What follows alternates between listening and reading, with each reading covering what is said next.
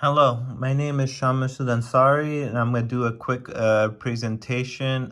concept map presentation on Sentinel events. A Sentinel event is defined by the Joint Commission as any unanticipated event in a healthcare setting resulting in a death or serious physical or psychological injury to a patient or patients, not related to the natural course of the patient's illness. Two of the most common Sentinel events are injuries resulting from falls or medication errors such as insulin injections. Injuries resulting from falls are all too common in a healthcare setting. Injuries resulting from falls are often serious to the patients as they can receive bone fractures or internal bleeding injuries.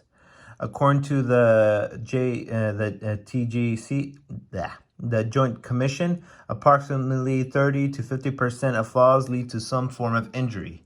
Hospitals and other healthcare facilities do not get reimbursed for fall injuries, so if that should happen in the facility, the hospital has to pay out of pocket for the patient's recovery. According to Nursing Insider, the high cost of a patient fall with injury on average costs $14,056. So fall prevention is the key for healthcare facilities to A, save money, and B, for patient safety. The main issue with falls is that even with all the precautions a hospital could take, accidents can still happen and a patient might still have a fall. There are some factors that can make a fall happen more likely. Some of these factors are one, lack of adequate assessment. If the patient was not properly assessed or a fall assessment was not properly completed when they were admitted, proper precautions might not have been taken, and the patient was more likely to have a fall. There might be a failure to communicate effectively. Poor communication between staff members can lead to fall with a patient. If there's poor communication, it might lead to more likely to have inconsistent use of protocols to follow for patient safety. There also another issue that increases falls is staffing issues. Such staffing issues include failure to provide adequate orientation for new staff, a lack of staff intervention, or inappropriate mix of skills in a healthcare setting, or low staffing levels. Also, the physical environment may also play a factor in having falls, such as loose handrails or slippery floors. If the physical environment is not taken into account, it might lead to a fall. And all comes down to leadership as well. A weak leadership can lead to falls, as they'll be having difficulty addressing the above issues and having proper precautions taken. So recommendations for reducing falls, you could alert all staff members to the importance of fall prevention, such as having educate them and having in-service. Make sure to involve teams of all disciplines in the fall prevention program, so everyone can work together as a team to prevent falls. Use appropriate tools to pinpoint risk factors such as fall assessments.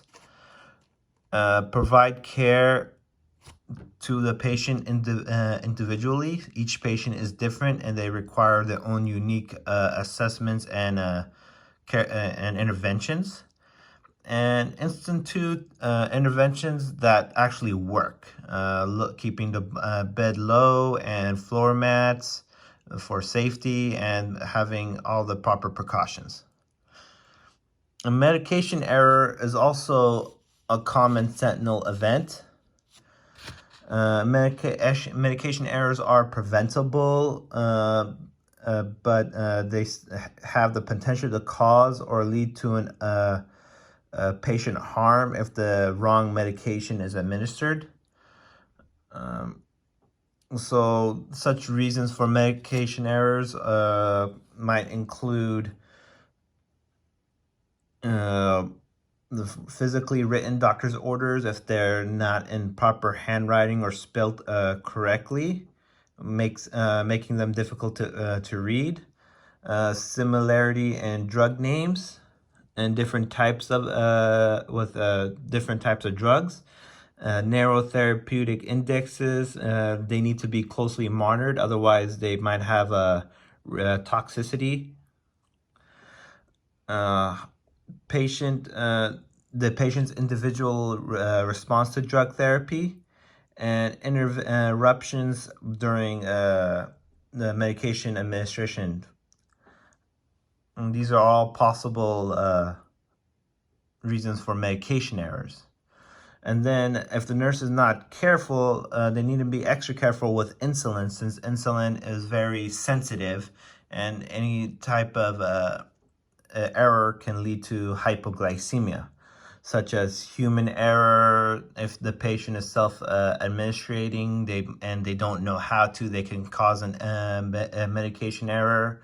Wrong route. Insulin is usually sub-Q, but they could go, if the person nurse injections with IM, it might not be as effective.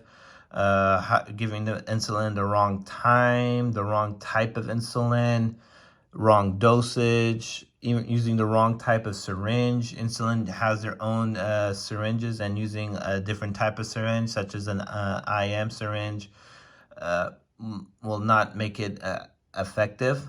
And using the wrong abbreviations is not recommended. To use U for units, because it can be confused for the number 4 or 0 depending on the handwriting.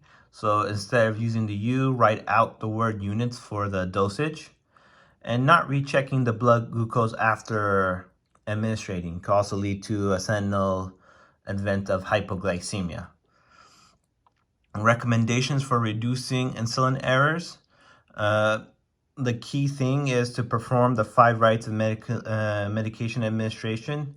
If we get into the habit of doing the 5 rights, it will significantly reduce the chances of a medication error. Familiarize yourself with the different types of insulin. There's a short-acting, intermediate, and long-acting insulins, and they all need to learn, and then we need to know the different types. Make sure you measure the insulin carefully. Even coming off by a few units will drastically affect the patient's glucose levels. And just making sure to store the insulin safely. Some insulins need to be refrigerated, and if not, their effectiveness will decrease. Making sure you recognize the signs and symptoms of hypoglycemia and know how to treat the hypoglycemia, so you be better aware when to, and better recognize the medication error. So these two are 2 common sentinel events: falls and medication errors, in particular insulin hypoglycemic reactions. I hope that this presentation was informative. Thank you very much.